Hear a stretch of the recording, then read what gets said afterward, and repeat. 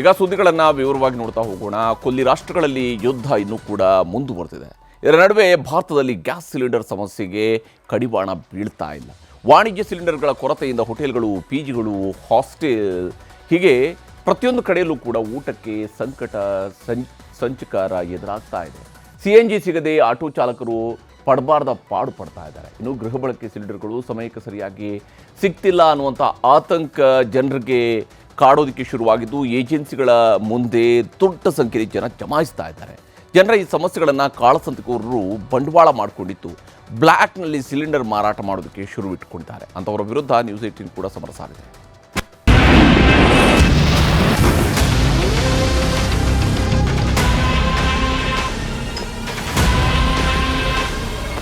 ನಾಳೆ ಅಥವಾ ನಾಡಿದ್ದು ಗ್ಯಾಸ್ ಸಿಗಲಿಲ್ಲ ಅಂತಂದ್ರೆ ನಾವು ಸ್ಟ್ರೇಟ್ ಅವೇ ಹೋಟೆಲ್ ಬಂದ್ ಮಾಡಬೇಕಾಗುತ್ತೆ. ಡೈಲಿ ಒಂದು 10-20 ಐಟಮ್ ಕೊಡ್ತಿದ್ದೇವೆ, ಈಗ ಒಂದು 2 ಐಟಮ್ ಅಷ್ಟೇ. ಒಂದು ವೇಳೆ ಆಟ ನಿಂತೋಗ್ಬಿಟ್ರೆ ನಾವು ಏನು ಮಾಡೋಣ? ಅದೇ ನಾವು ಹೆಂಡತಿ ಮಕ್ಕಳು ಕರ್ಕೊಂಡು ನ್ಯಾಣ ಹಾಕಬೇಕಾಗ್ತದೆ ಅಷ್ಟೇ.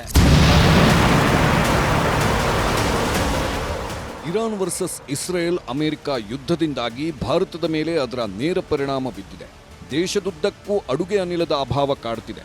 ರಾಜ್ಯದಲ್ಲೂ ಸಿಲಿಂಡರ್ಗಾಗಿ ಜನರು ಬೀದಿಗಿಳಿದಿದ್ದಾರೆ. ಏಜೆನ್ಸಿಗಳ ಮುಂದೆ ಕ್ಯೂ ನಿಂತಿದ್ದಾರೆ. ಚಿಕ್ಕಮಗಳೂರು ಜಿಲ್ಲೆ ಕಡೂರಿನ ಏಜೆನ್ಸಿ ಮುಂದೆ ಜನ ಜಮಾಯಿಸಿದ್ದರು.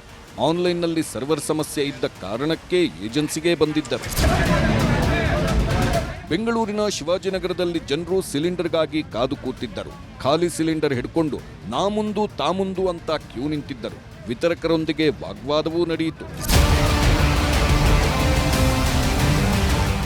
ಕಲಬುರಗಿ ಜಿಲ್ಲೆ ಸೇಡಂಪಟ್ಟಣದ ವೆಂಕಟೇಶ್ವರ ಬಡಾವಣೆಯಲ್ಲೂ ಗ್ಯಾಸ್ಗಾಗಿ ಗ್ರಾಹಕರು ಕ್ಯೂ ನಿಂತಿದ್ದರು.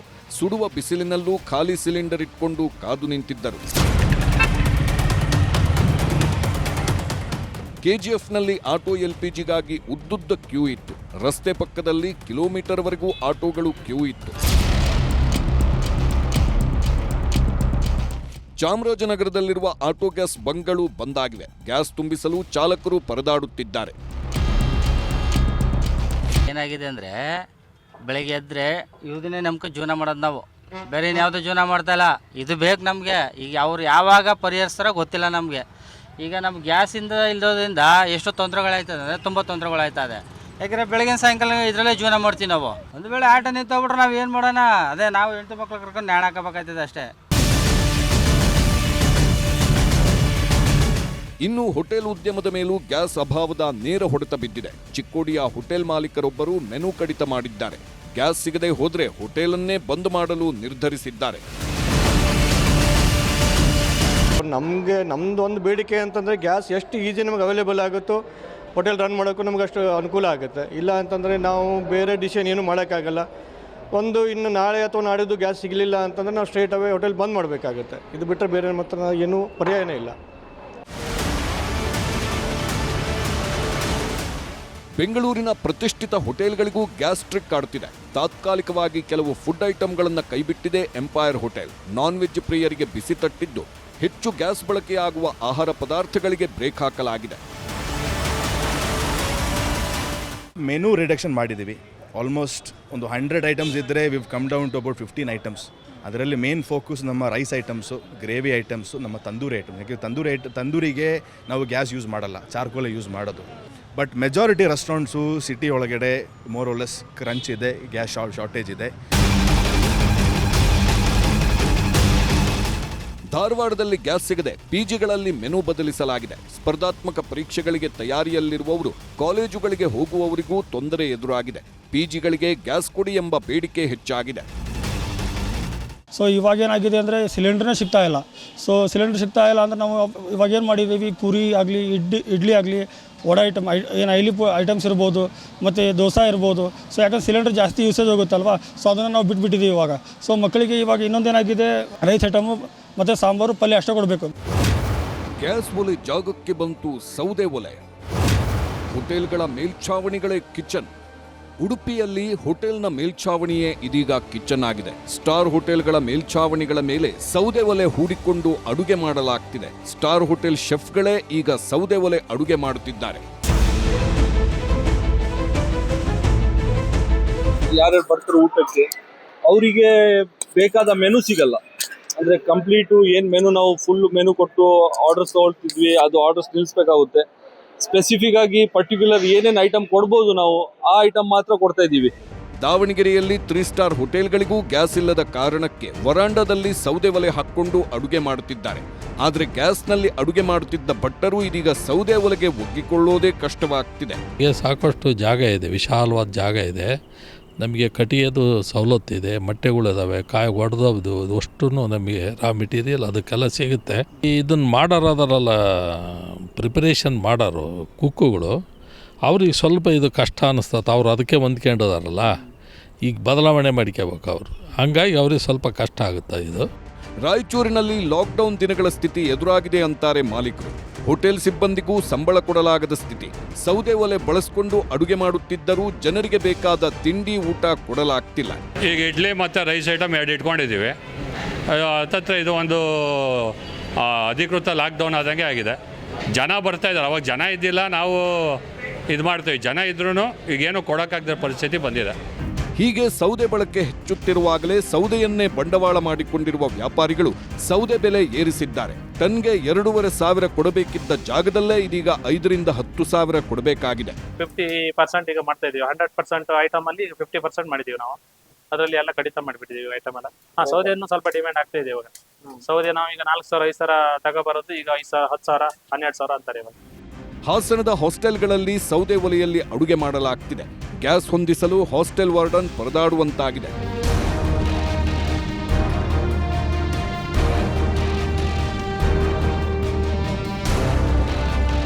ಪುತ್ತೂರಿನ ಮಹಾಲಿಂಗೇಶ್ವರ ದೇವಸ್ಥಾನದಲ್ಲಿ ಗ್ಯಾಸ್ ಸಮಸ್ಯೆ ಎದುರಾಗಿದ್ದು ಕಟ್ಟಿಗೆ ಸಂಗ್ರಹಿಸಿಕೊಳ್ಳಲಾಗ್ತಿದೆ.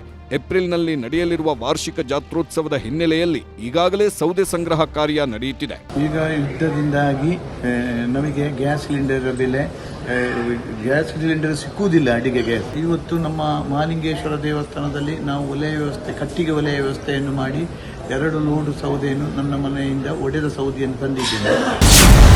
ಕಳ್ಳರು, ಕಾಳಸಂತೆಕೋರರ ಕಾಟ, ಸಿಲಿಂಡರ್ ಕಾಪಾಡಿಕೊಳ್ಳುವುದೇ ಸವಾಲು. ಗ್ಯಾಸ್ ಅಭಾವ ಸೃಷ್ಟಿ ಆಗುತ್ತಲೇ ಇದೀಗ ಮನೆಗಳಿಗೆ ಸಪ್ಲೈ ಮಾಡುವಾಗ ಸಿಲಿಂಡರ್ಗಳನ್ನೇ ಕದಿಯುವ ಕೆಲಸ ಆಗ್ತಿದೆ. ಆಟೋದಲ್ಲಿದ್ದ 3 ಸಿಲಿಂಡರ್ ಕದ್ದು ಪರಾರಿಯಾಗಿರುವ ಘಟನೆ ಬೆಂಗಳೂರಿನ ಶ್ರೀರಾಂಪುರದ ಬಳಿ ನಡೆದಿದೆ. ಇದು ಶ್ರೀರಾಂಪುರ ಡೆಲಿವರಿ ಆಟೋದಲ್ಲಿ ಹೋಗ್ತಾರೆ, ಸಿವಿಲ್ ಆಟೋದಲ್ಲಿ ಹೋಗ್ತಾರಲ್ವಾ. ಸಿಲಿಂಡರ್ ತಾವಾಗಿ ಮನೆಗೆ ಸಪ್ಲೈ ಮಾಡೋಕೆ ಹೋಗಿದ್ದಾನೆ. ಅಲ್ಲಿ ಸಪ್ಲೈ ಮಾಡೋಕೆ ಹೋಗ್ತಾವ, ಇವ್ರೇನು ಮಾಡೋರೆ 3 ಸಿಲಿಂಡರ್ ಎತ್ಕೊಬಿಟ್ಟಾರೆ ಯಾರ ಕೆಳಗಿಂದ. ಅವಾಗ ಹುಡುಗ ಬಂದು ಹತ್ಕೊಂಡು ಬಂದು ಈ ಥರ ಹಿಂಗಾಗೋಯ್ತು ಅಂತ ಅಂದ್ಬಿಟ್ಟು ಇದು ಮಾಡಿ. ನ್ಯೂಸ್ 18 ಕನ್ನಡ ಕೂಡ ಕಾಳಸಂತೆಕೋರರ ವಿರುದ್ಧ ಸಮರ ಸಾರಿದೆ.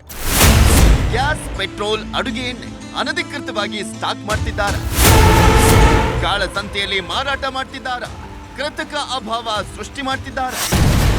ಅಕ್ರಮ ವೀರರ ವಿರುದ್ಧ ನ್ಯೂಸ್ 18 ಸಮರ.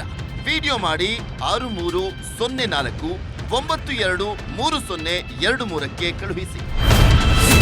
ಬನ್ನಿ, ಕಾಳಸಂತೆಕೋರರಿಗೆ ಬ್ರೇಕ್ ಹಾಕೋಣ. ಇದು ನ್ಯೂಸ್ 18 ಕಳಕಳಿ. ನ್ಯೂಸ್ 18 ಕನ್ನಡ ಕ್ಯಾಂಪೇನ್ ಮಾಡುತ್ತಲೇ ಹಲವು ಕಡೆ ಸಿಲಿಂಡರ್ ಕಾಳಸಂತೆಕೋರರು ಪೊಲೀಸರು ಹಾಗೂ ಆಹಾರ ಇಲಾಖೆ ಅಧಿಕಾರಿಗಳ ಬಲೆಗೆ ಬೀಳುತ್ತಿದ್ದಾರೆ. ಕೋಲಾರದ ನರಸಾಪುರ, ವೇಮಗಲ್ನಲ್ಲಿ ರೀಫಿಲ್ಲಿಂಗ್ ದಂಧೆಯೇ ಶುರುವಾಗಿದೆ.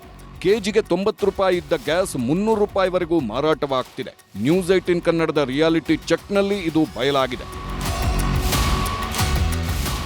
ಇದನ್ನು ಕೂಡಲೇ ಎಚ್ಚೆತ್ತುಕೊಂಡು ಸಂಬಂಧಪಟ್ಟ ಸರ್ಕಾರ, ಇಲ್ಲಿರೋ ಜನಪ್ರತಿನಿಧಿಗಳು, ಜಿಲ್ಲಾಡಳಿತ ಕೂಡ ಸೇರಿ ಅವ್ರ ಮೇಲೆ ಖಂಡಿತವಾಗಿ ಏನು ಕೂಡ ನಿರ್ದಾಕ್ಷಿಣ್ಯವಾಗಿ ಕ್ರಮ ತಗೊಂಡು ಇದನ್ನು ಸರಿಯಾದ ರೀತಿಯಲ್ಲಿ ಫಲಾನುಭವಿಗಳಿಗೆ ತಲುಪಿಸುವಂಥ ಕೆಲಸ ಮಾಡಿದರೆ ಮಾತ್ರನೇ ಇದಕ್ಕೆ ನ್ಯಾಯ ಒದಗಿಸಿದಂಗೆ ಆಗುತ್ತೆ.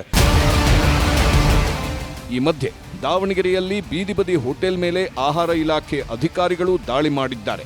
ಗೂಡಂಗಡಿಗಳಲ್ಲಿ ಬಳಕೆ ಮಾಡುತ್ತಿದ್ದ ಗೃಹ ಬಳಕೆ ಸಿಲಿಂಡರ್ ವಶಕ್ಕೆ ಪಡೆದಿದ್ದಾರೆ. ಯಾದಗಿರಿಯಲ್ಲಿ ಕೆಲ ಹೋಟೆಲ್ಗಳ ಮೇಲೆ ದಾಳಿ ಮಾಡಿರುವ ಎಸಿ ತಹಶೀಲ್ದಾರ್ ಟೀಮ್ ಗೃಹ ಬಳಕೆ ಸಿಲಿಂಡರ್ಗಳನ್ನು ವಶಪಡಿಸಿಕೊಂಡಿದ್ದಾರೆ. ಬೆಂಗಳೂರು ಗ್ರಾಮಾಂತರ ಜಿಲ್ಲೆಯ ಹೊಸಕೋಟೆಯ ಗೋಡೌನ್ಗಳ ಮೇಲೂ ದಾಳಿಯಾಗಿದ್ದು ತಪಾಸಣೆ ಮಾಡಲಾಗಿದೆ. ಗ್ಯಾಸ್ ಟ್ರಬಲ್ ಬರೀ ಕರ್ನಾಟಕಕ್ಕಷ್ಟೇ ಸೀಮಿತವಾಗಿಲ್ಲ. ತಮಿಳುನಾಡು, ಮಹಾರಾಷ್ಟ್ರ, ದೆಹಲಿ, ಉತ್ತರ ಪ್ರದೇಶ, ಮಧ್ಯಪ್ರದೇಶ, ತೆಲಂಗಾಣ, ಆಂಧ್ರ ಸೇರಿದಂತೆ ದೇಶದಲ್ಲೆಲ್ಲ ಸಮಸ್ಯೆಯಾಗಿದೆ. ಸದ್ಯಕ್ಕೆ ಈ ಸಿಲಿಂಡರ್ ಸಂಕಟ, ಗ್ಯಾಸ್ ಗಲಾಟೆಗಳು ಇನ್ನೊಂದಷ್ಟು ದಿನ ನಡೆಯೋದು ನಿಶ್ಚಿತ. Bureau report, news 18.